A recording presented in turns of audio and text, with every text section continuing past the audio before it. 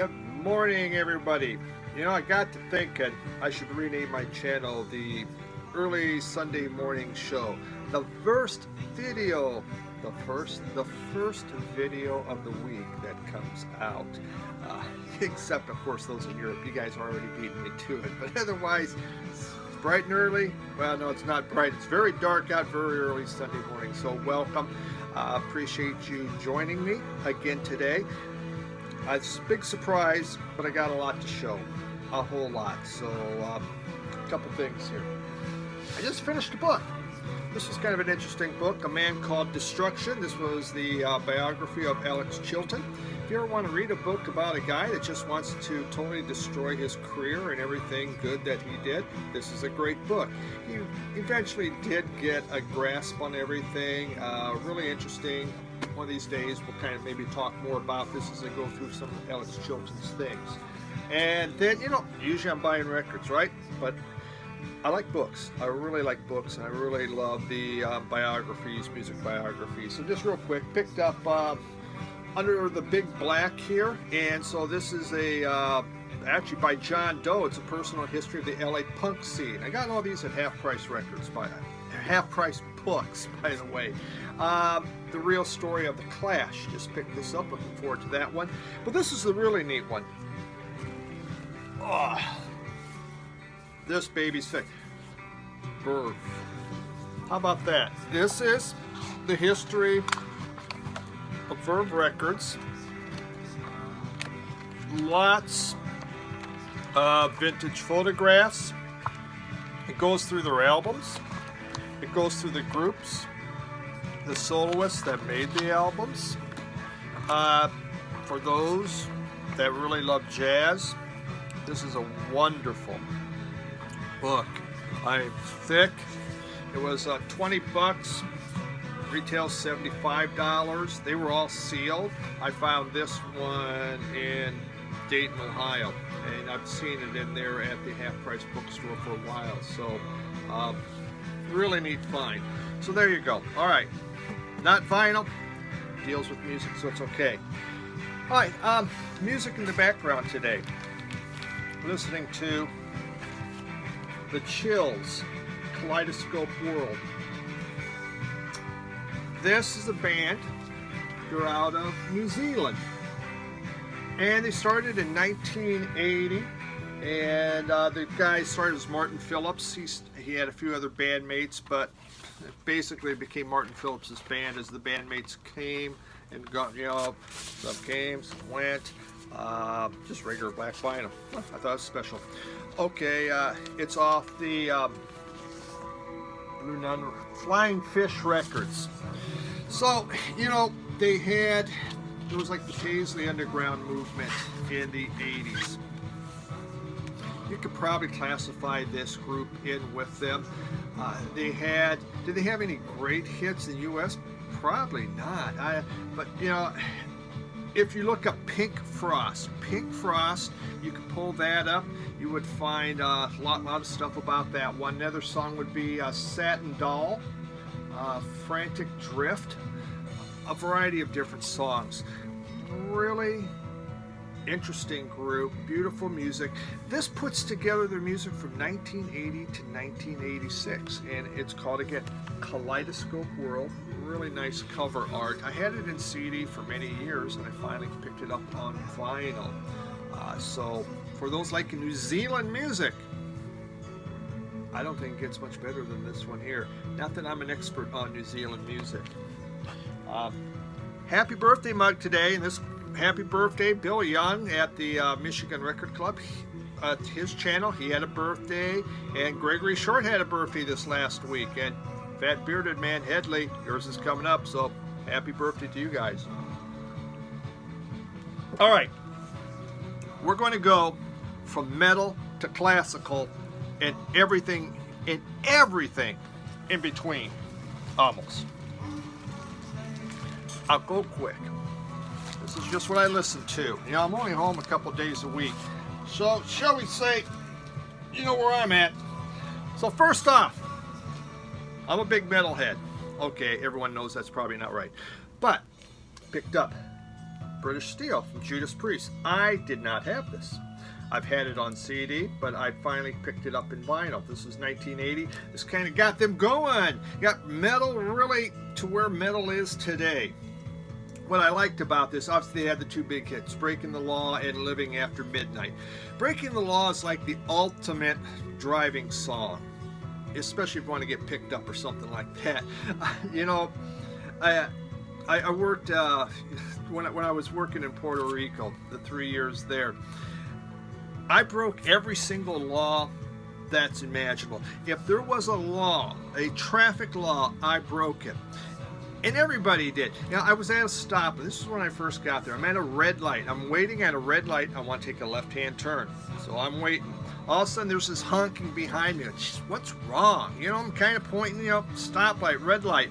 All of a sudden, whoop, whoop, lights are flashing. It's a policeman behind me. I look through my rearview mirror. He's going like this. He's just going like this. What? All right. He wants me to go through the red light. So I take a left-hand turn through the red light. He just follows. He wasn't in a hurry. He wasn't going anywhere. You just run the red light. The policemen know it. You run the red light when you're in Puerto Rico. Let me tell you, I ran a lot of red lights in Puerto Rico. I came back home. I'm with my wife. I run a red light. That one didn't go too well, but stop signs, just a suggestion. Speed limit, there's three speed traps in Puerto Rico on the whole island. I can tell you where all three of them are at. Otherwise, the sky's the limit. So, breaking the law, breaking the law. One of my favorite Judas Priests. Pick this up. This is a Bob Dylan. This is from Record Store Day. This is from 2014. I don't know, it's kind of a blue vinyl on there. Early folk recordings. What I really enjoyed on this is they have him talking. And he's kind of happy. It's a happy Bob Dylan on here because he's really young and all the pressures of the world hadn't hit him. There is absolutely zero track listing. So if you don't know Bob Dylan, you don't know what the heck's on this album. But it was fun. And I like it just for the number one reason is I could hear him discussing the music and talking with the people. Okay, moving on. This was kind of an interesting one here. There's a bug in my basement. Unbelievable. This group here, Sly Saxon Blue Band, and the name of the album is A Full Spoon of CD Blues. A Full Spoon of CD Blues. And this is on, oh, look at that, Crescendo, GNP. This is the fourth album from the group The Seeds. So the Seeds have put out 3 albums, garage rock, psychedelic rock, everyone knows that's pushing too hard, pushing too hard. And then they decided, let's do blues. This is in 1967. What's going on in 67? The explosion of psychedelic music.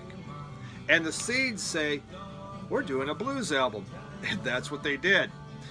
This thing tanked their career. It absolutely was an anchor around their neck. It killed them. Their fans left them in droves. They wanted the psychedelic rock. They went to everybody else. You know, they have a number of their own songs, but they also do Luther Johnson, who was a member of Muddy Waters band. Pretty Girl, Plain Spoken from Muddy Waters. Muddy Waters backing band, harmonica player and everything, Luther Johnson, they backed them on this. So it's an interesting album. I liked it. I thought it was a very good Seeds album, but the Sly Saxon Blues Band. So the destruction of the Seeds. This was it. It's a neat album. It was a blind buy. I didn't know who it was, and so I bought it and I listened to it and I thought it was great. This was Son of Nielsen. So Harry Nielsen. This was 1972. I bought it. There we go. All right, number one reason I bought it, it had a poster. I'm not going to open it. It's a big picture of that. 1970, Schmielsen put out Nielsen Schmielsen. You know, it had Coconut. It had his hits. And they wanted another album really quick, so he put this one out. Now, Harry wasn't the kind of guy that's going to listen to anybody. You know, he's going to do his own thing. In fact, he didn't tour anything. So you got to go tour. No, I don't have to go tour. Best friends of the Beatles. Him and John Lennon were drinking buddies, part of the Vampire Drinking Club, something like that, in Los Angeles. This is kind of a crazy album. It was a fun listen. It's a little bit vaudeville, shall we say, on some of the stuff. Here, some of the lyrics here. Let's see. Here we go. I like this one. This is from Take 54. I sang my balls off for you, baby. I worked my fingers to the bone. I closed my eyes to get the high notes. And when I woke, I was alone. Baby, come back. I need you to make a good track. Baby, baby, come back. I sang my balls off for you, baby. There we go. What a nice song. You know, trying to get that person that you don't know whose name is, but you just feel that, hey, I can write good music. This was a fun listen. I had a poster. And, I mean, it's a vampire. Pretty cool, huh? Nielsen, 1971. You know, this was at the height of when he was really producing. You know, eventually he succumbed to cancer, which was kind of sad. But this guy drank a lot. All right, moving on here, folks. I bought a few Guess Who's, and this Guess Who here, this is off Pride, but basically it's Upfront Records. This is called The History of the Guess Who, and the reason why is this is the stuff that they did in the 60s, kind of put together before they became big on, no, it's actually Pride Records. I said Upfront. I'm sorry, it's Pride Records. They do a variety of some covers on here, plus some of their own. For instance, they have Shakin' All Overs on here. Flying on the Ground is Wrong from Buffalo Springfield. They do that. Tossin' and a Turnin'. So I really enjoyed the covers. It's a nice listen. Does it have any essential Guess Who that you want? Any other hits? No. Shakin' All Over kind of was, but great stuff. Then in 1971 we came out with Guess Who Can't Heat. This was the big one, except for American Woman, that really did them well on here.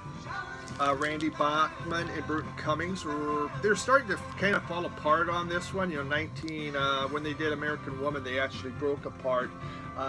You know, this one had No Time and Laughing, two of their big hits that they had. They're so popular in Canada, and they just struggled to make it in the U.S. It's just kind of amazing. Gordon Lightfoot was coming over. He was making it big. Guess Who just struggled. But that was a fun listen. Picked this up, Lou Reed,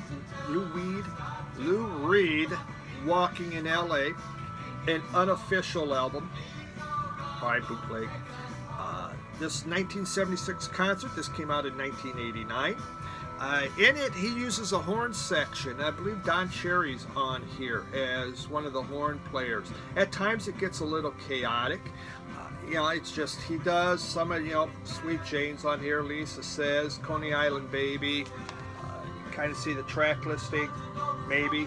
I know people hold those up, and I still can't see it. Walk on the Wild Side I found very chaotic, and I like to get some of these albums, more of a bootleg type of thing. It's just, they're fun to have. So there it is.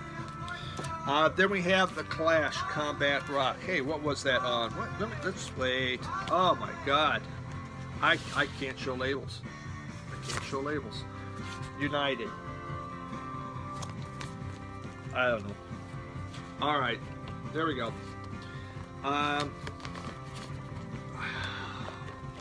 this is why, again, I can't get it back in the thing. Sorry about that. That should be edited out. All right. The Clash, Combat Rock. I've had it on CD forever. You know, I have the huge Clash box set, but I never had it in vinyl. Is this a great copy? No. It looks like someone kind of scratched through it, but it plays very well. This was their fourth album. After Sandinista Calling, they were kind of, and part of the band was going, man, what are we doing?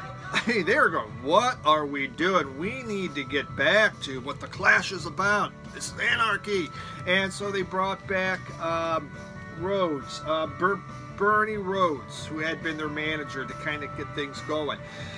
This was in response to Apocalypse Now, the movie. They watched Apocalypse Now, and they really liked it. So there's a lot of anti-Vietnam, songs about, well, Vietnam was over, but it's more about the aftermath of Vietnam. What are we doing for the veterans? It's also about the decay of America.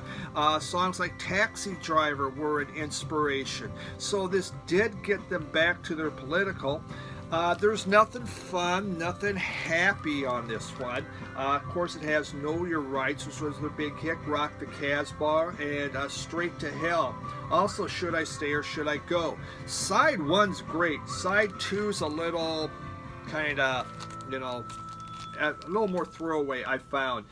You know, the big one, Rock the Casbah, actually was made by the drummer, Topper Head, and he was really into heroin at the time, but he put together that song, and House probably made him a ton of money on there. So a great Clash album. They tried to get back to the roots, but this was pretty much the end of the Clash, and then they began breaking apart. All right, we have this one, The Grapes of Wrath. The Grapes of Wrath, this is a promo, Capitol promo. This is really a extended play on here. This group started early 80s. Their name of the group was called Kill Pigs. Yep, Kill Pigs was their name. Oh, that name wasn't going well. So they came up, well, we need to change our name. So they're sitting there and they have a TV guide. And they're looking through the TV guide and they find a movie called Grapes of Wrath. They'd never read the book, they'd never seen the movie, they didn't know anything about Grapes of Wrath, but that's going to be our name, and thus it became their name. English band, not very big in the U.S. from what I can tell on there, but they did quite well in England, had a variety of different singles out here. This is from 1990. And 1991 actually they had the single I Am Here, and so we have the rock mix, album mix, extended mix. Why I bought it is they do a version of See Emily Play, Pink Floyd's See Emily Play. They do their own little version. It was fun to listen to. That's the reason why I bought the album. Again, a blind buy, but that looked really neat.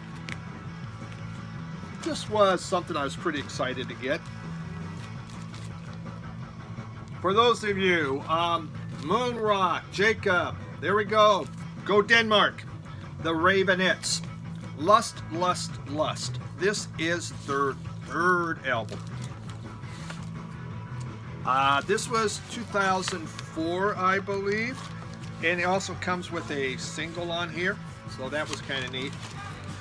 The Ravenettes, really, by this time, it down to a two-person band, and it was Soon Rose Wagner and Sharon Fu. Sharon Fu did the singing. Actually, they both sing on this. They have nice harmonies, really kind of dark guitar work. You know, I think David Lynch type stuff. I love the Ravenettes. I've been buying their CDs for years. They have something that comes out, I buy it because it's kind of dark. It's Velvet Underground for the aughts and the 20s in the teens.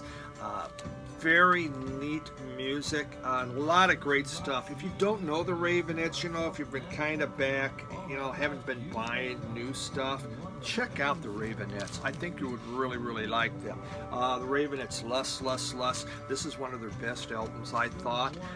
And so that was great to find in vinyl. Found that when I was in Omaha. Sorry, Hannah, I bought that. Ben Folds 5, Songs for Silverman. I've had this on CD. I've had it in the deluxe packaging. This by far is my favorite Ben Folds, except for Back to Normal. He does a sound called Effington. That is my favorite song. Beautiful, beautiful music in this thing. This was from Record Store Day. There we go. Clear vinyl on there. The piano work is really phenomenal. It's really gorgeous. Great instrumentation. Bastard, So You Think, Jesus Land, great. Gracie, that was a song that he made for his daughter. It's a wonderful one. Landed, Prison Food. My favorite though, it is Jesus Land. It's kind of like if Jesus came down and began walking, what would he think? As he looks up, he sees billboards with things that quote things he said, but I didn't say them. And as he looks upon the land and go, what are you doing? It's a really neat song. This is such a wonderful, yeah, you can buy it on CD, probably really cheap. Ben Folds Songs for Silverman. This came out in the 2005 is when it came out. Again, record store day one. Wow. I'm so happy to find that in vinyl. I try not to buy it, if I have it in CD, not buy a lot in vinyl, except for ones that are important. You know, when you talk about albums that mean a lot to you, this is the one where I would sit down and I would listen to it. Holy moly, we're running out of time. All right, back to back. This is an album of the Marquis and Booker T and the Marquis and Booker T and the MGs, two of Stax's house bands. It's just songs, kind of their hit songs, and it has them grooving. It's on Stax Records. Came out in the mid 1967 is when it came out. Just a fun listen for those of you. If you love Stax, if you love that sound, really wonderful album. Great to see that. Pick this up. It's the OJays. This is the music from the 60s. You know, before they joined the Philadelphia label. There it is. It's on the upfront label. They took a lot of their songs that they were making in the 60s, put it together on here. Obviously, this came out after they became famous, just to suck in people. So, the OJays. If you can hear that, that's Pink Frost playing. That's like my all-time favorite Chills song. It is so dark. It's about a lover who accidentally kills his lover, and his feelings and what's going on in his mind. Very dark. Alright, soundtrack, Oh Brother Where Art Thou? Again, I've had it on CD. I just like the picture disc. This is a wonderful thing if you don't know much about Americana. Great album. Homer's Odyssey, basically, by the Coen brothers. Wonderful music. Art Blakey and his Jazz Messengers, Cuba. This was sealed. I unsealed it. Yes, I unsealed it. Sometimes that's difficult to do. On Jubilee. Not an essential Art Blakey and Jazz Messengers, but it was really neat. They brought in, what was his name? Sabu Martinez. He was a conga player. Conga is really not a jazz instrument, you know, it just kind of lays down the rhythm. And so he kind of had to rethink his playing on this. How do I make it jazzy? And he did a really nice job. So this came out,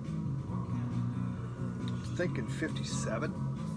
And so it's kind of neat. It definitely has this Cuban influence with the congas on there. So enjoyed that. Found this Cannonball Adderley. Sextet Jazz Workshop Revisited, and that's on the Riverside label there. 1964, it was a live album, might have been 63. Again, he had his sextet here. We had Nat Adderley, his brother Yusuf Lateef was on here, Joe Zonno, I know I said that wrong, sorry, Sam Jones, and Louis Hayes on drums. It was recorded at the Jazz Workshop in San Francisco. I'm just a fan of Cannonball Adderley. I like pretty much everything he does. This is really, again, a nice listen on here. Jive Samba, you know I like Samba. All right, there's the jazz. Let's get into the classical. We're almost done. Max Richter from Sleep. All right. Here we go. This came on clear vinyl. Fascinating album. This was it was a piece that he made that lasts 8 hours. The whole purpose was for the audience to sleep. He went and he talked to a neurosurgeon about what kind of music, how do we react when we sleep to sounds, to music, and he composed a piece around this. Every time I listen to it, I fall asleep. I mean, it's beautiful. It is so I mean, it's just the kind of thing. If you're tense, you listen to this. This is the 1 hour version, but he would have this concerts, and the whole point is be 8 hours long. I get a little tired after that. I guess some people got breaks, and they would play, and he would urge the audience to fall asleep. You know, how many really want that? You know, go to the concert, everyone fell asleep. Yeah, man, but that's what this was about. And there's just a bunch of writing in there. Max Richter makes some of the most beautiful classical music that we have going on. He does tons of film scores, and this was made in 2015. I've been wanting it, and I've had downloaded some of it. If you want to try some classical, if you want really quiet, peaceful classical, that's the one. Then I bought just recently Max Richter. This is the Blue Notebook. A number of songs on this have been taken from various movies, you know, that have been out, and TV shows. The Leftovers have used it from HBO. There was Will Ferrell did. I can't remember the name of the movie. Sorry. But you know, he has a lot of things that transfer over. This was Max Richter's second album. It was made in 2004. And it kind of starts, the typewriters part of it in there. There's some, there is a little poetry reading. Again, some really neat music. I just like a couple of them, the typewriters just clicking away, but it adds to the whole music. Again, very nice symphonic. New symphony. This is new classical. Wonderful things happening out there. 2 more to go. Peer Gynt. This is from Grieg. You know, if you like your classical Norwegian, you got to have Peer Gynt. Obviously, this has In the Hall of the Mountain King.